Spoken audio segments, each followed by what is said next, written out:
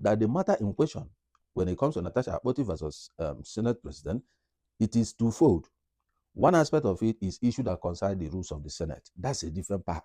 But the main part, the bone of contention, the main issue, the substance of the matter is the sexual harassment. So what the Senate did was they focused on handling the issue that concerns the Senate rules, and they jettisoned the sexual harassment. If Senator Natasha Akpoti at this level does not have a voice to speak of the sexual harassment that happened to her, imagine what that little girl in the rural community is going through.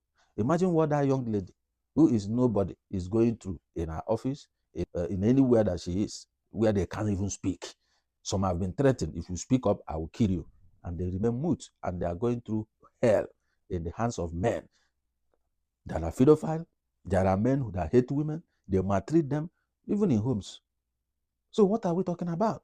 Are we pretending that what Natasha said doesn't happen? It does. Is this how best we can handle it? You have killed the hope of women for the way they handle Natasha. So you are telling women, if you are sexually harassed, do not speak up. That's exactly what they did, because they strangled her voice to speak up for herself and other women who are going through the same thing. Hello guys, welcome to my channel. This is Andy Media TV, bringing you once again trending stories. On the 6th of March 2025, the Nigerian Senate suspended Senator Natasha Akpoti Uduaghan for 6 months following her allegation on the person of the Senate President Godswill Akpabio. This suspension took effect that same day. So the severe punishment given to her for speaking up that she was sexually harassed was something that is not worthy to behold. The way and manner the Nigerian Senate handled the issue was appalling. They jettisoned the advice given to them by the former Senate President, Bukola Saraki, on how to go about, trying to unveil the truth. Senator Bukola Saraki advised them to conduct investigation through the Ethics and Privileges Committee and be able to make the findings public. And during the investigation, that the Senate President is expected to, present himself and answer questions. Same thing with Natasha Akpoti. But this process was never taken. And he also advised them that when the report of the findings will be brought to the floor of the Senate, that the Senate President need to step aside while the Deputy Senate President preside over the issue on that day. This is because you cannot be a judge in your own case. Unfortunately, the Nigerian Senate did not buy into the advice given to them by the former Senate President, who have had experience working in the National Assembly. What did they do? Let's take a look at the things that I observed that happened in the Nigerian Senate following the issue between Senator Natasha Akpoti Uduaghan and the Senate President Godswill Akpabio. Now let's take it bit by bit. First, it was the celebration of International Women's Day, and unfortunately, the Nigerian Senate have shown they are anti-friendly to women. They have shown that they can oppress and suppress women at every given opportunity. In the Senate that has 109 members, only 4 members are women. Now, if you recall that in CEDAW, it is expected that every nation that signed into that right should be able to have at least 30% of women in position of authority. But in Nigeria, the case is different. And now, what really transpired was so appalling that the expectation that Nigerians have on the Senate was defeated, because by being called distinguished senator, you are expected to behave distinguishedly. You are expected to behave above board. But the character, the attitude, and the way the Senate managed the issue between Senator Natasha Akpoti and the Senate President was so disheartening, so disgusting, and so immature, as the case may be. Now I'm going to lay you down the things that transpired in that red chamber. Her allegation of sexual harassment was never addressed at all. They never did anything at all to address the allegation of sexual harassment. I will tell you how. Now, there was a court order stopping the Senate from taking the step they want to take through the Ethics and Privileges Committee. But they jettisoned that order, stating that the court has no power to direct them on what to do, that they are a different arm of government. Now, the same Senate that said that the judiciary cannot tell them what to do are the same people that said that they cannot entertain Natasha's petition because the matter is in court. So what is the difference? On one hand, you don't want to follow the court. On the other hand, when you feel it will benefit you, you decided you will follow the court. That is injustice, high injustice. So you can see that ab initio, they are not ready to entertain her matter. Again, in this same issue, before Natasha Akpoti laid down her petition, the chairman, Senate Committee on Ethics and Privileges, Maxwell, have already said in one of the sittings that the Senate President cannot be involved in sexual harassment. That is to say, he has already drawn conclusion even before petition came to him. He has taken a side. And he's still the same chairman that will preside on Natasha's petition. So when you look at that, you begin to understand that these guys have had their meeting behind the scene and concluded on how to kill whatever Natasha Akpoti brings to the Senate chamber.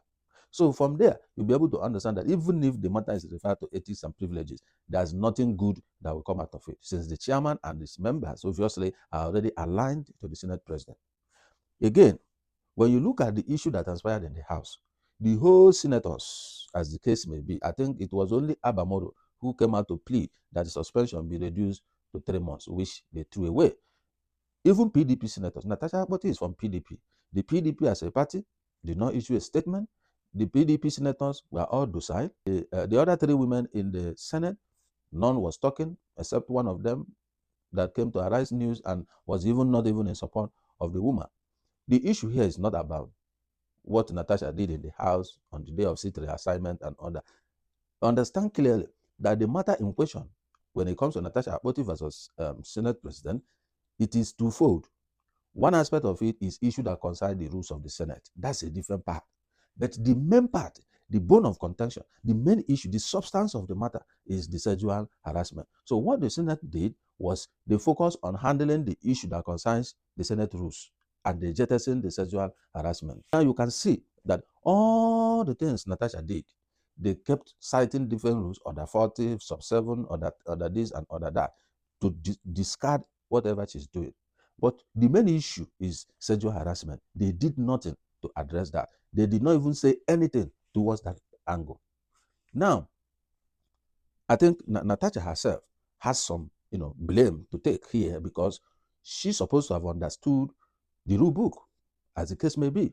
In my previous video, I made it clear that on the day of seat reassignment, since she was not the only one that the seat was assigned to, and other people went to sit in their new position, she would have gone to her position and sit there, and then have the opportunity to speak on the floor. All right? When she have that opportunity to speak, she can now air her views, discuss whatever she want to discuss, because it is her time. So not going there to sit, knowing fully well that the Senate President has the prerogative to assign seat, and that you have to follow all the rules that is governing the Senate. That's where I pin her down at that first issue. But let's put that by the side. Now she has messed up on that. They have already dealt with that, following their rule book. That is part of the reason for the suspension and all that. So, but when she wanted to lay the petition, all right, she should have known, based on their rule book, that no senator bringing petition that concerns them is entitled to sign that petition. So the first petition she brought, she signed it, which is not in line with the rules of the Senate, until she went to redo the second one, which her constituents signed. I understand that most of the senators, nobody wants to stick their neck, in that matter. Everybody just left her on her own, which is quite sad, especially the PDP, senators. It was quite sad. Now, when she laid the second petition, she has already garnered a lot of dust in the first one she laid, which was contrary to Senate rules. So these guys are waiting for her to make certain mistakes, so they will capitalize on those mistakes to squash her matter. That's where she would have been smarter, to be able to abide by all those rules and play her game smartly. That's what I expected. All right? So, but she made those mistakes. They used those mistakes to pin her down and then destroy whatever she's trying to bring to the House. So these guys we are dealing with are like cabals. You don't understand. These guys have been in the Senate for years. They understand the tricks. They understand all the navigations in the Senate. And you are a new member. You don't have the experience they have. You have not handled issues they handled before. So what you would have done, you would have consulted past senator, who is even no more in the House, to guide you and direct you on what to do. Like former Senate President Saraki, who took interest in the matter, and the interest is to protect the institution, basically. So it wasn't siding anybody, but he would have consulted them and say, hey, see, it will guide you on how to smartly do what we want to do, to be able to pin them and hold them on their scrotum, so that they will have no choice but to entertain your matter. So they smartly discarded her, allegation concerning sexual harassment and focus on dealing with her, the mistakes she made concerning the rules of the Senate. That's exactly what they did. This guy, the Senate President, has his team. His team, you see, like the Bamideles and the rest of them, they are his team, his core team guys. Now look at Senator Bamidele. He came up and said he sympathized with the Senate President. There is a victim who brought allegation. You are not sympathizing with the victim. You are sympathizing with the person that the allegation was made towards. Why are they running from investigating that allegation to find out the real truth? None of them was interested on how to investigate it, on how to find out the truth of the matter. Why? Why? You sympathize with the Senate President, but you are not sympathizing with the alleged victim. All right? So you can see how all of them took their sides. Then the Senate whip, the Mongono guy, was always too quick to pick out the rules that she violates and throw it to her face. So Natasha would have done better when it comes to the rules, understanding them and playing her card based on rules so that they will not capitalize on rules, to destroy her motion or petition, as the case may be. All right? So it's quite appalling watching these old men doing what they did in that floor of the Senate, trying to frustrate this woman, trying to strangle her voice, and trying to send her packing from the Senate. And the intention of the suspension is very clear. They just want to get rid of her for the next 6 months so that by the time she's coming back, this issue of sexual allegation must have died. Now, they claim that, the matter is in court and they cannot entertain the matter that is in court. But the court issued an order which they refused to obey.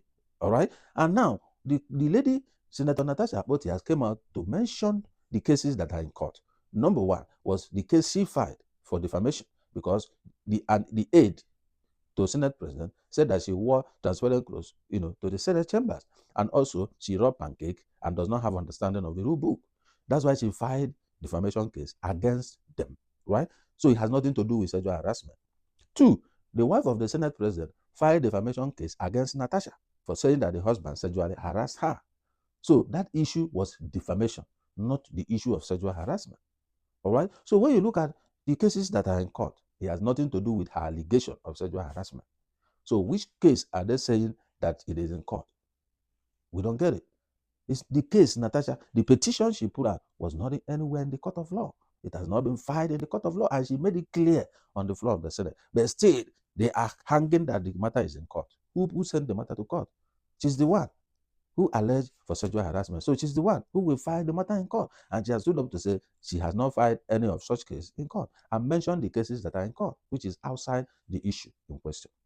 So this guy systematically and strategically killed all the things that she brought to the Senate.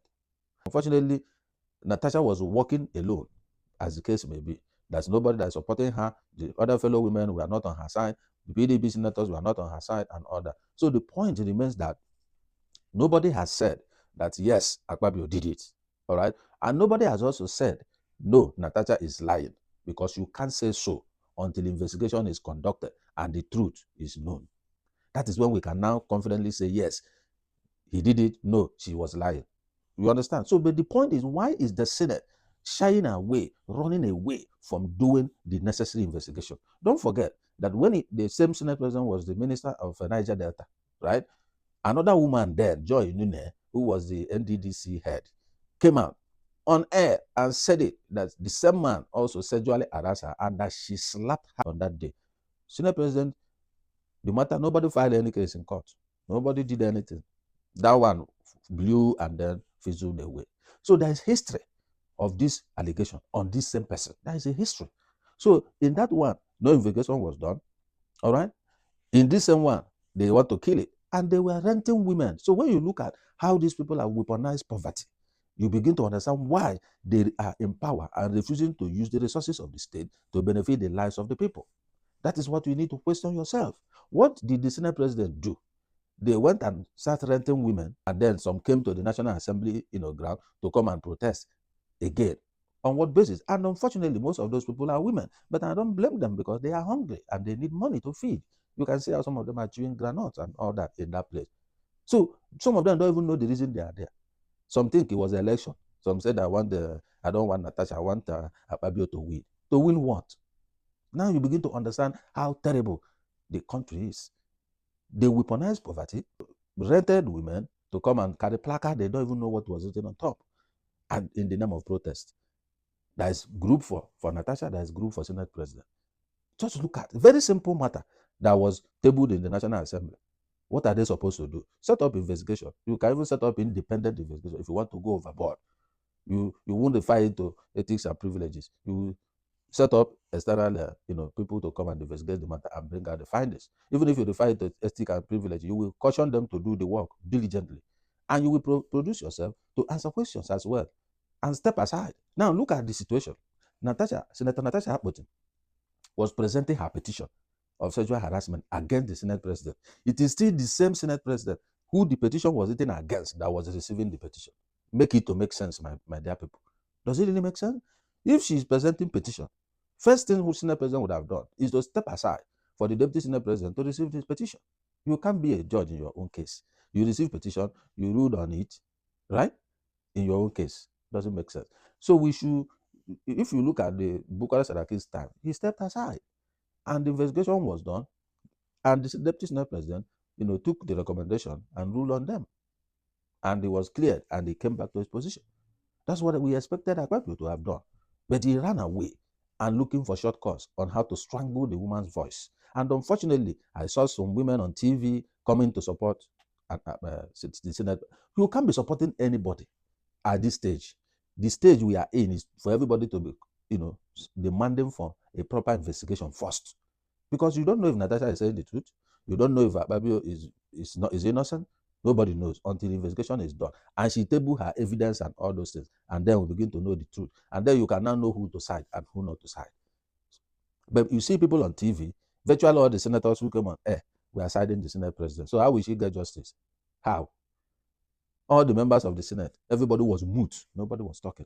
Anyone that spoke was speaking in favor of the Senate President. So they have taken their side. So this is not broad code. I am of the team that demand protection of our women because they are always victim in everything. It's not that men are not sexually harassed, but 90% of sexual harassment are women. Let's be frank about it.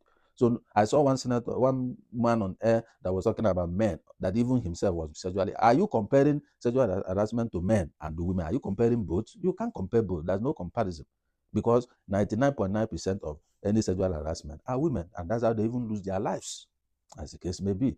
So we must have a law that protects our women from this kind of oppression. Does sexual harassment happen in the office? Yes, it does. On a daily basis, it does.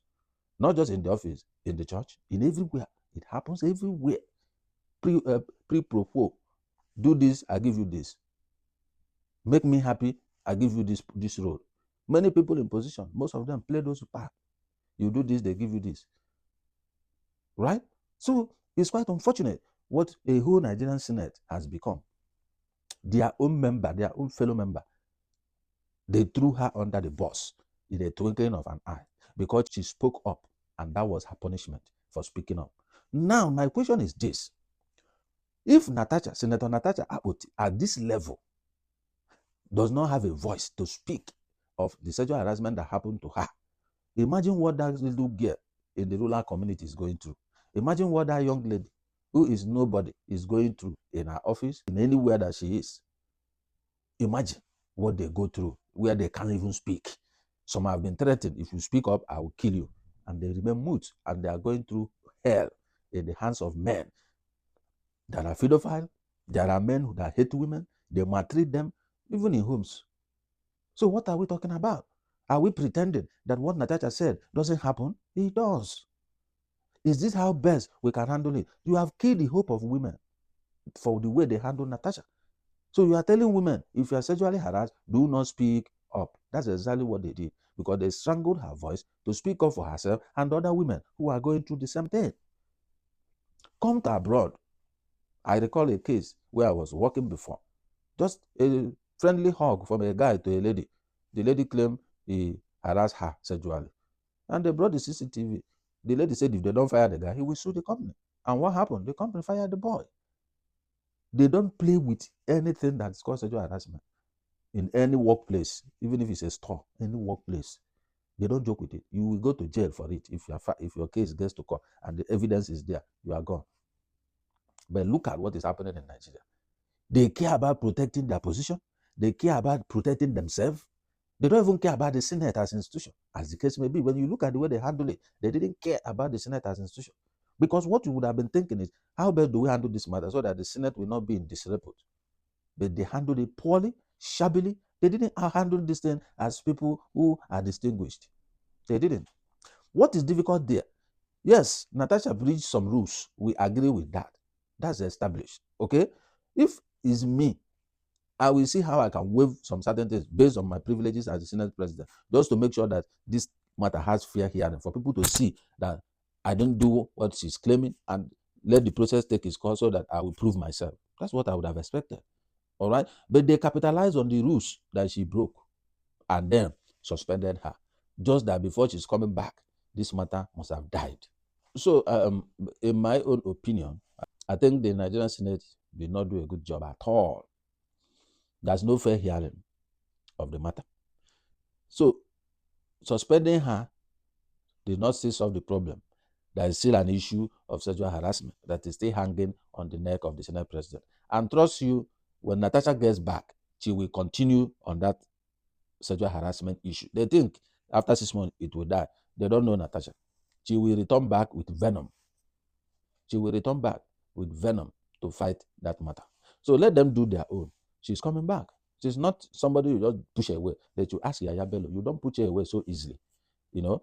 And stifling her voice is not the best thing. If she has breached those rules, good and fine. She takes a penalty for breaching their rules according to how they handle their business. But my pain is that the main issue, the crux of the matter, which is sexual harassment allegation, nobody was talking anything about it. Nobody did anything to address that. Nobody did anything at all to hear her voice. That is the point. So if you are citing court case, you can't disobey the court, and that when it favors you, you say you are obeying court. It's not making sense. So all these things are prepackaged, are already planned out on how to deal and dismantle her own effort. That's what it is. But Nigerian women, I want to put this to you guys, that you guys try. If sexual harassment have not happened to you as a woman, that doesn't mean it doesn't happen to others. And the man in question, the Senate President in question, have history of this same allegation. When a woman came out and said she slapped him, she beat her chest and said she slapped him. You should understand, there is history. So this would have been the best opportunity to carry out a serious investigation to find out what really happened. But no, everybody was killing Natasha, castigating Natasha, and all this, which is quite appalling. It's quite appalling. If you know the number of women on a daily basis that go through this sexual harassment issue in their place of work, in where they sell something, in their shop, in their offices, even on the walking on the road alone. Yes. How they spank their buttocks, how people give them lift and start putting hand in any part of their body, and so many other things. You will understand what we're saying. To give a voice to women. You can't strangle their voice.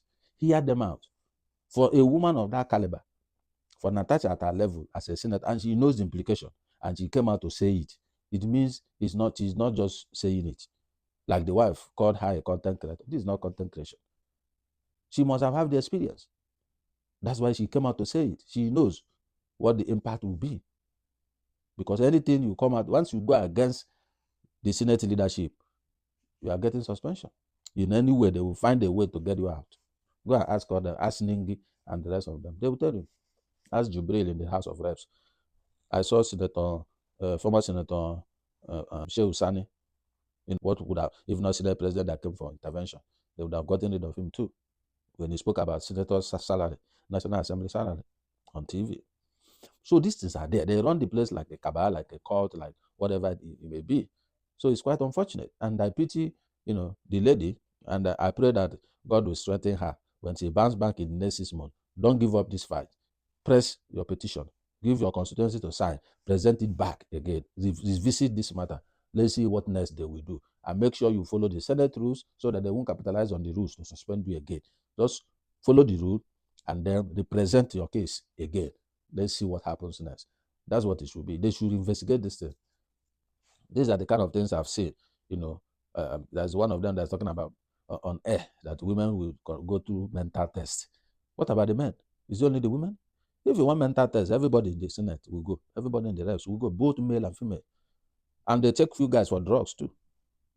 Yeah. So you can't single women and give them one rule and leave men. What are you talking about? And I've seen how what is going on in most families already, from what I saw in the Senate. They will protect their own girls, but another people's girls, no. So guys, I don't know. That's the things I've picked out that I saw, that transpired in the Senate. And I do hope that you guys will, share your own comment as well in the comment section. Other things you saw, maybe I didn't see. This is my own analysis of what I saw and how I felt that the Senate did not do a good job at all. So guys, put down your comments in the comment section. Let's continue to see how we protect our women. So it doesn't matter what it. You can't say Senator is lying. You can't say Akpabio is guilty until the investigation is done, which will show us the truth. And then we can draw conclusion of who is lying or who is guilty. That's the way I feel about it. I'm not a team Natasha, I'm not team Akpabio, I'm team objectivity. I'm just being objective in what I'm trying to say here. All right? Give women their voice. Don't stifle any voice, whether male or female. Everybody is entitled to free speech and fair hearing. But there's no fair hearing for her. On the matter she brought, they were doing rule. And that's what the Nigerian court system does. They focus on technicalities and leave the substance of the case. So the Nigerian court system, the judiciary, they focus on technicalities in court, but they will not address the substance of the case. They will use technicalities and knock out the case. And then the substance of the case unattended. And that's it. That's exactly what the senators did. They focus on technicalities, which is the rule, the Senate rule. And they now left the main substance, which is sexual harassment, which is terrible. So, well, if you are new to my channel, guys, don't forget to like and share this video, and also click on the subscription button so you can subscribe to my channel to help my channel to grow. And then press the notification bell so that once my next video drops, you'll be among those that will be notified. All right. So I'll see you in my next video, and then do have a wonderful weekend. I'm signing out. See ya.